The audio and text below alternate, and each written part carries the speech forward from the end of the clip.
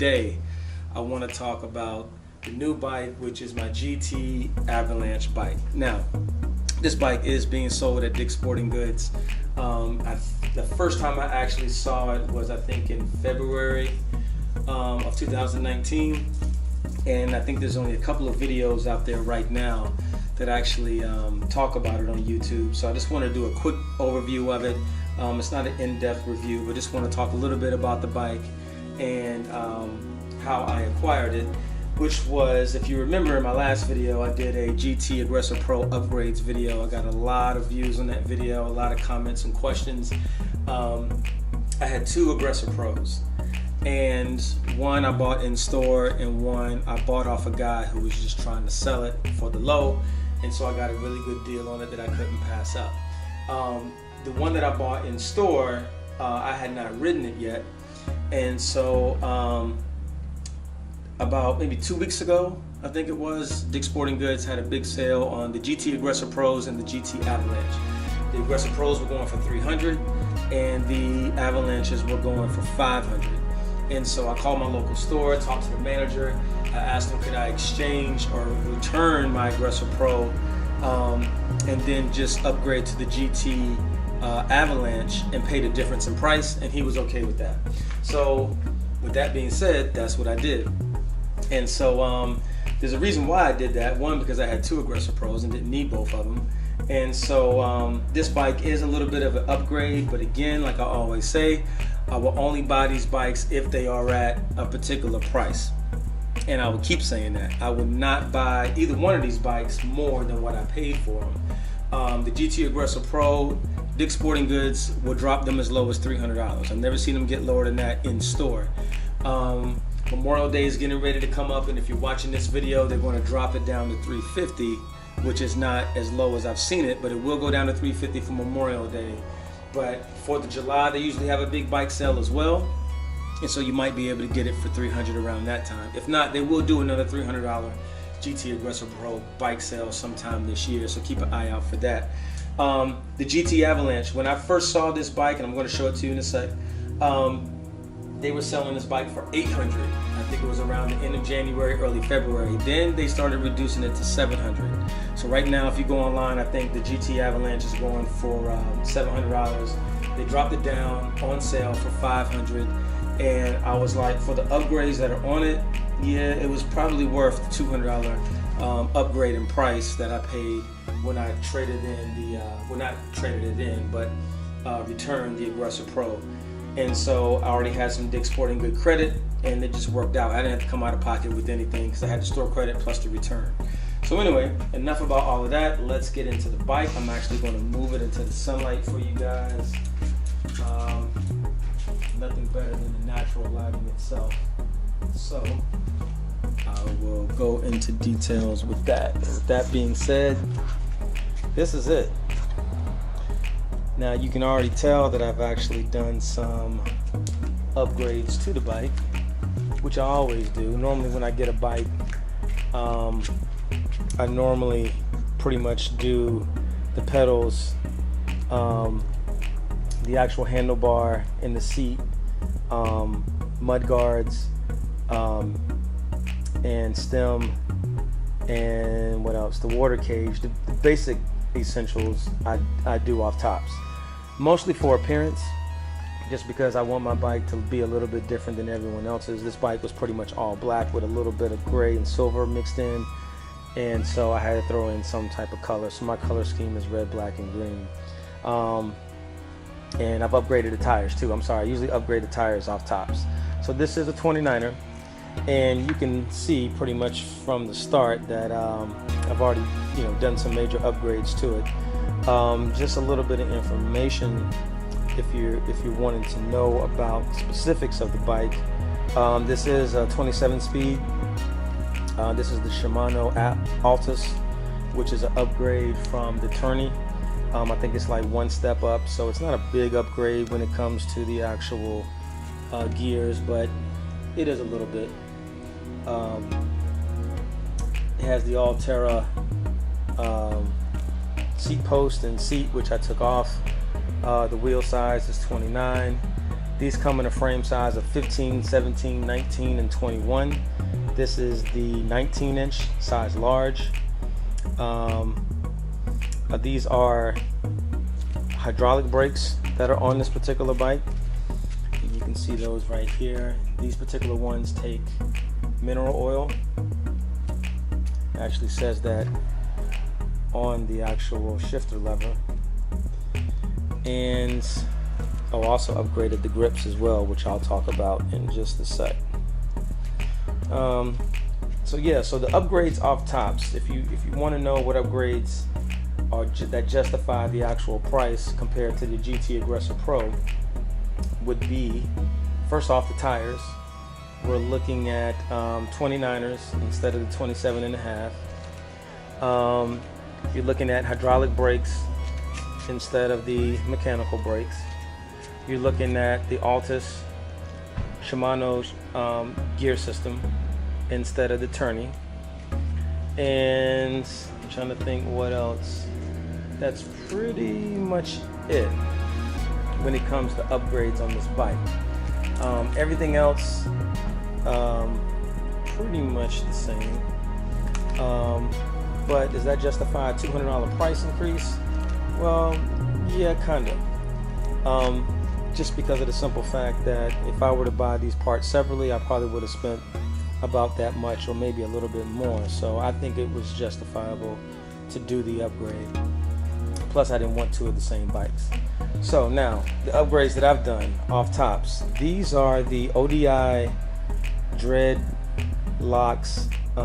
Yes, they are called Dreadlocks grips. So comfortable. They actually have the finger indentures in there as well. They're so soft. Very, very comfortable. It does take one screw on the inside of the handlebar. They fit perfectly. As you notice, I got the race face Turbine R. This is an alloy 35 handlebar along with the Turbine R 35 stem by Race Face as well to go along with it. I put on the what we call the Zion water cage, which kind of gives it a cool look, the red, gold, and green. Got the Race Face green Chester pedals. I also included the kickstand, which comes in handy, and I've never had a problem with when riding on trails. I have the Race Face chain guard on the back, size extra large. I have the mud guard in the front, and I also have added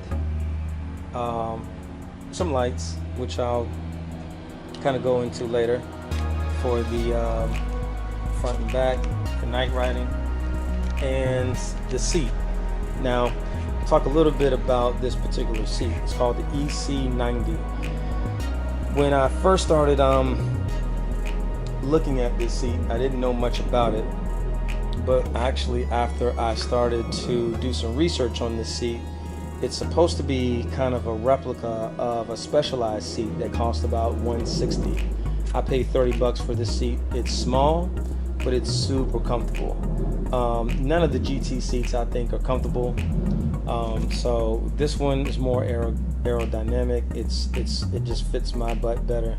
But yeah, I've enjoyed it so far. I usually put covers or pads or memory foam on my seats, but this one I don't even have to do that. It feels that good. And I'll put a link to all of these items down below in the description. And as you can see, I upgraded to the Maxxis tires. Now this bike has WTB rims, and I thought the actual tires were WTB as well, but I was wrong. And once I found out they were some generic tires, no name brand tires, I immediately had to get rid of them. My friend Corey in South Florida bought this same bike. He went out on the trail with the stock tires and nearly fell and slipped. And so I said, yeah, I'm not going through that. That happened to me on the stock GT Aggressor Pro tires. And so because of that, I decided that I'm not going to do it. Oh, another thing that I forgot to mention, the fork is upgraded on this bike as well. This has a 100mm fork compared to the GT Aggressor Pro only having an 80mm. Now the tires, back to those. On the front, I went with the Maxxis Minion DHF tires. These are 29 by 2.30.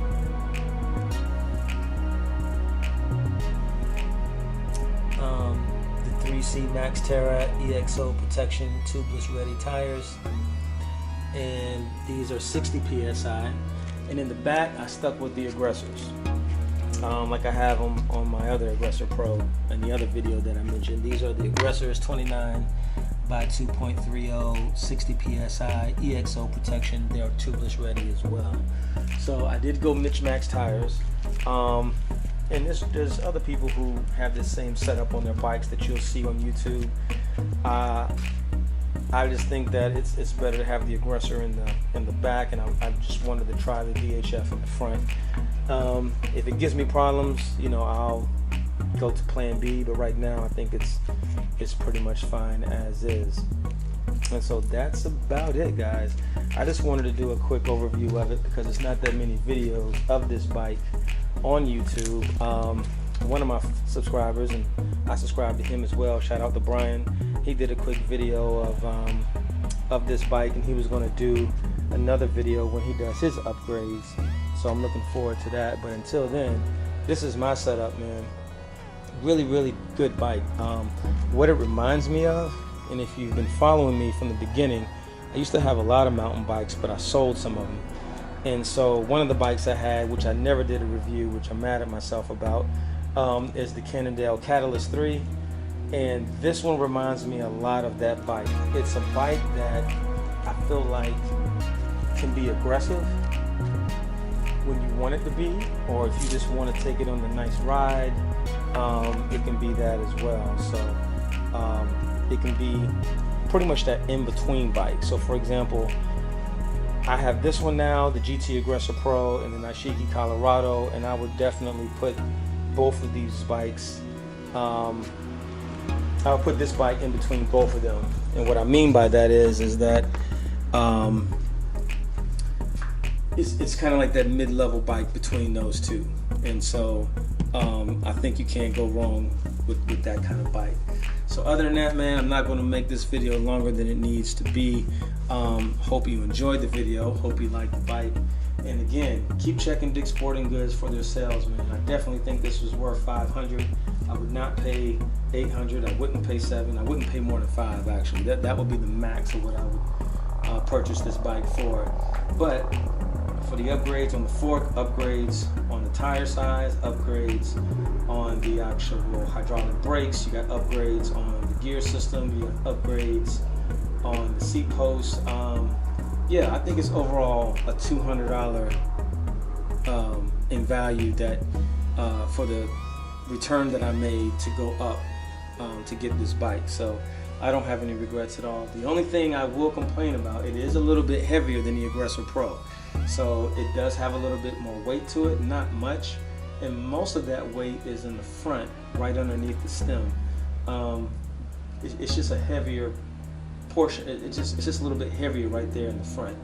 Other than that, though, it's definitely a really good bike. So I'm going to take it on the trail tomorrow. I'll do a second review on it, actual performance review coming up on my next video. So I'm also going to do a video on my upgrades to my Nashiki Colorado. I've done some of those as well. And I also have a Nashiki Colorado in my hometown of North Carolina. I'm going to do a full upgrade to that one once I go back to the Carolinas, probably in a few months. So keep a lookout for that one as well. Anyway, hope everyone's doing well. Comment. If you have any questions or comments, just put them down below and I'll do the research for you. Try to answer as many questions as I can. I usually reply to everyone who replies or comments to me. So make a comment if you have it. Please like the video and please subscribe. I'm going to try to have a lot more videos for you guys. I plan on hitting a lot more trails this summer here in Florida, and so I just look forward to the future of this channel. So I appreciate everyone, and I will see you on the next video. Peace.